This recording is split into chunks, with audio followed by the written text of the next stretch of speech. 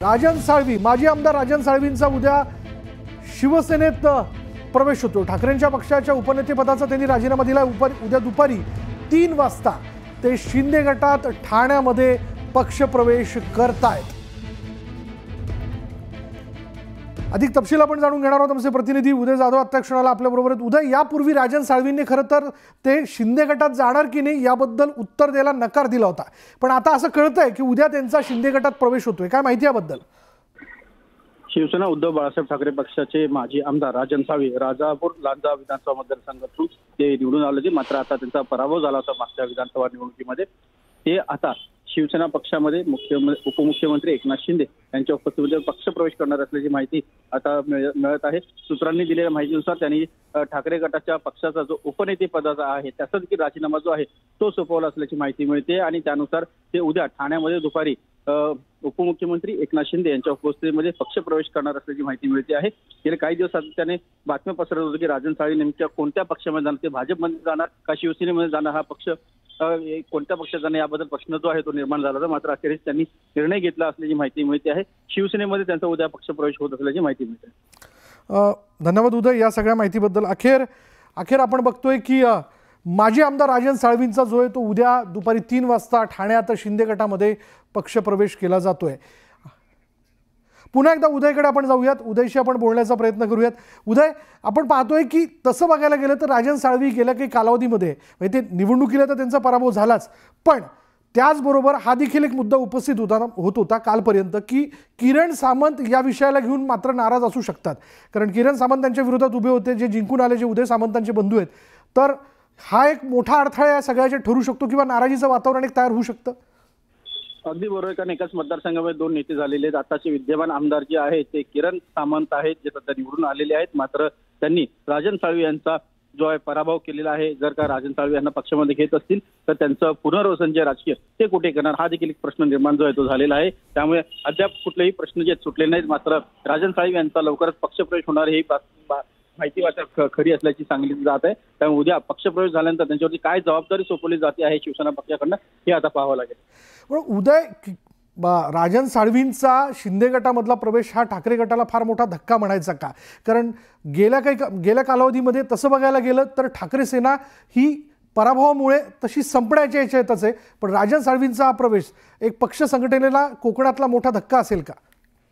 बरोबर, कोकणामध्ये शिवसेना हा प्रचंड एक बलाढ्य पक्ष आहे, एक बालेकिल्ला आहे शिवसेनेचा कोकणमध्ये, आणि या कोकणातले एक एक करून आजी आमदार जर शिवसेनेमध्ये जात असेल तर नक्कीच ठाकरे गटाला खूप मोठा धक्का आहे। त्यातही लांजा राजापूर हा शिवसेनेचा पारंपरिक बालेकिल्ला आहे आणि याच मतदारसंघातले माजी आमदार राजन साळवी यांचा शिवसेनेत पक्षप्रवेश केल्यामुळे रत्नागिरी जिल्ह्यामध्ये आता एकमेव आमदार जे आहेत चिपळूणचे भास्कर जाधव हे आता एकमेव उरलेले आहेत। त्यामुळे आता रत्नागिरी जिल्ह्यामध्ये ठाकरे गटाचे एक दुसरे कुठे मोठे नेते जे आहेत ते राहिले नसल्याची माहिती मिळते। आपल्याबरोबर शिवसेनेचे खासदार नरेश म्हस्के आपल्याबरोबर आहेत। नरेश म्हस्के जी, ऑपरेशन टायगरची सुरुवात झाली म्हणायची का? बघा, ऑपरेशन टायगर वगैरे हा विषय नाहीये। या ठिकाणी जो शिवसैनिक आहे, वळणाचं पाणी वळणालाच येणार बरं जे म्हणतात, बाळासाहेबांचे विचार, बाळासाहेबांचं हिंदुत्व ज्यांनी सोडलेलं आहे अशा लोकांच्या नेतृत्वाखाली शिवसैनिक काम करायला तयार नाहीये। लोकांच्या लक्षात आलेलं आहे की सहानुभूती आणि या सगळ्या गोष्टीमुळे काही लोक थांबली होती, परंतु त्यांच्या लक्षात आले की सत्तेकरता आणि खुर्ची करता उद्धव ठाकरे यांचं नेतृत्व काँग्रेसच्या वळचणीला जाऊन बसलेलं आहे। बाळासाहेबांचे विचार त्यांनी सोडलेले आहेत, बाळासाहेबांचे हिंदुत्वाचा विचार सोडले, तत्व सोडलेलं आहे। त्यामुळे लोक जे आहेत ते एकनाथ शिंदे साहेबांच्या समवेत आहेत। त्यामुळे जे लोकप्रतिनिधी आहेत ते आता उद्धव ठाकरे यांच्या समवेत राहणार नाही हे सिद्ध होत आहे। पक्षात कोणीतरी येणार तर कोणीतरी नाराज देखील होणार। किरण सामंत या पक्षप्रवेशाला घेऊन नाराज असल्याचं कळतंय, ते कसं तुम्ही सांभाळणार आहात? हे बघा, आजच सकाळी काल मी किरण सामंतांना दिल्ली येथे भेटलो होतो। आजही उदय सामंत आणि आमची चर्चा झालेली आहे। उदय सामंत आणि किरण सामंत यांनी त्यांचं स्वागतच केलेलं आहे। त्याच्यामुळे तसा काही विषय नाहीये की कोणी नाराज, आणि उदय सामंत साहेब आमचे पक्षाचे नेते आहेत, पक्ष वाढण्यासाठी प्रामाणिकपणे प्रयत्न करतात, त्यामुळे त्यांनी नाराज होण्याचं काही कारण नाही। काही राजकीय पुनर्वसनाचं आश्वासन देण्यात आलं राजन साळवींना? नाही, आश्वासन देण्याची काही मला वाटत नाही की आश्वासन देण्याची गरज आहे. राजन साळवी साहेब बाळासाहेबांच्या विचारांचे शिवसैनिक आहेत आणि कडवट शिवसैनिक आहेत, पूर्वीपासूनचे शिवसैनिक आहेत, एक आयरे गेरे काल आलेले शिवसैनिक नाही आहेत. त्यामुळे मला नाही वाटत की काही गोष्टी आम्ही काही कमिटमेंट आणि याचा विषयच येत नाहीये. तपास यंत्रणांच्या चौकशीचा ससेमिरा राजन साळवींच्या पाठीमागे लागला होता म्हणून ते नाईलाजाने इकडे येत आहेत अशी चर्चा विरोधी पक्षाकडनं केली जाते. याला काय उत्तर द्याल? विरोधी पक्ष चर्चा काही करणार. विरोधी पक्षांनी पहिला प्रथम आपल्याकडे माणसं कशी टिकतील याचा विचार करावा आणि त्यानंतर कोण का गेले याचा विचार करावा. आपण काय वाटतं नेमकं की राजन साळवी का नाराज झाले असावे? असं काय घडलं की त्यांनी थेट तुमच्याकडे येण्याचा निर्णय घेतला? स्पष्टपणे सांगितलेलं आहे ना की शिवसेना त्यांनी या कोकणामध्ये शिवसेना वाढण्यासाठी प्रामाणिकपणे त्यांनी प्रयत्न केले, परंतु त्यांना नेतृत्वाने किती विश्वासात घेतलं, काय घेतलं, मुंबईच्या नेत्यांच्या नादाला लागून त्यांना कशा प्रकारची वागणूक दिली हे त्यांनी सांगितलेलं आहे. असे कोण कोकणातले नेते जे मुंबईच्या नादाला लागून परस्पर निर्णय घेत आहेत, स्थानिक नेत्यांना विश्वासात घेत नाहीयेत? असे बरेचसे जण आहेत स्वतःला नेते समजणारे, त्यांना जनाधार नाहीये, ते असे आहेत. कोण? माजी खासदार? तर ते मी कशाला बोलायला पाहिजे? तिथल्या स्थानिक लोकांना विचारलं तर तुमच्या लक्षात येईल. धन्यवाद आमच्याशी बोलल्याबद्दल. आणि याच विषयी बोलण्यासाठी आपल्या बरोबर आमदार भास्कर जाधव देखील आहेत. भास्कर जाधवजी, शिंदे गटात जात आहेत राजन साळवी, काय प्रतिक्रिया आपली? नमस्कार नमस्कार नमस्कार. अजून जातायत म्हणताय आपण, परंतु गेलेले नाहीत ना. हॅलो, त्याची वेळ ठरली त्यांची, दुपारी 3 वाजता ते जात आहेत. कधी? आज? उद्या. राजीनामा दिला त्यांनी आपल्या उपनेतेपदाचा. हो, माझ्या कानावर आलं ते. कसं आहे की राजन साळवी हे गेले अनेक दिवस वेगवेगळ्या पक्षांच्या पक्ष नेतृत्वांच्या संपर्कात होते आणि म्हणून आमचे एक जुने सहकारी म्हणून मी स्वतः त्यांच्या संपर्कात होतो. तेही माझ्याशी सातत्यानं बोलत होते. बर. त्यांनी अशा वेळेला असा कोणताही विचार करू नये असा मी स्वतः पर्सनली प्रयत्न केला, कारण अनेक वर्षांचा जुना सहकारी आमचा तो आहे. त्यानंतर त्यांना उद्धव साहेबांना भेटायचं होतं. उद्धव साहेबांनी त्यांना भेट दिली. उद्धव साहेबांनी त्यांच्याशी बोलले.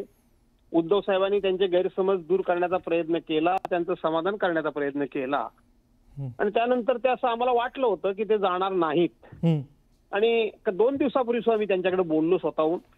परंतु आज आपण म्हणता त्या पद्धतीने त्यांनी पक्ष उपनेतेपदाचा राजीनामा पण दिल्याचं कळतं आणि ते जाणारच असतील तर आता ह्या विषयावर काय भाष्य करायचं हाच एक प्रश्न आहे.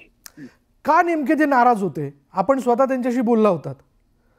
नाराज होते म्हणजे आता असं आहे की त्यांचा पराभव झाला ही एक त्यातली एक बाब झाली. परंतु महाराष्ट्रामध्ये ज्या पद्धतीनं, ज्या विश्वासघातानं, ज्या केंद्रीय एजन्सींचा वापर करून, ईव्हीएम मशीनचा वापर करून, मोठमोठ्या आणि खोट्या घोषणा करून संपूर्ण महाराष्ट्रामध्ये मोठमोठी दिग्गज माणसं पराभूत झाली. आता पुऱ्या कोकण पट्टीमध्ये 39 आमदारांपैकी मी एकटाच निवडून आलो, बाकीही काही मंडळी पराभूत झाली आणि म्हणून पराभूत झाली म्हणून ते थोडे नाराज होते. याच्याशिवाय दुसरं काही कारण त्यांनी कधी काही सांगितलं नाही. तपास यंत्रणांच्या चौकशीची टांगती तलवार त्यांच्यावरती होती म्हणून ते नाईलाजाने शिंदे गटात जात आहेत असं तुम्हाला वाटतं का?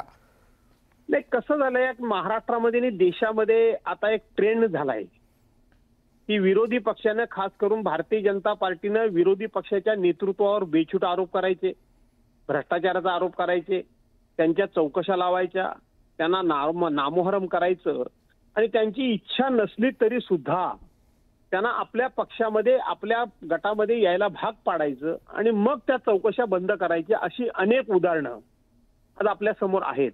आणि म्हणून त्यांना सुद्धा चौकशीतून मोकळं होण्याकरता कदाचित मी तसा डायरेक्ट आरोप करत नाहीये, त्यांना सुद्धा हाच एक मार्ग दाखवला गेला असावा, त्यांना देखील हाच एक मार्ग दिसला असावा आणि म्हणून कदाचित त्या कारणास्तव सुद्धा ते जाऊ शकतात, जातील किंवा गेले असतील.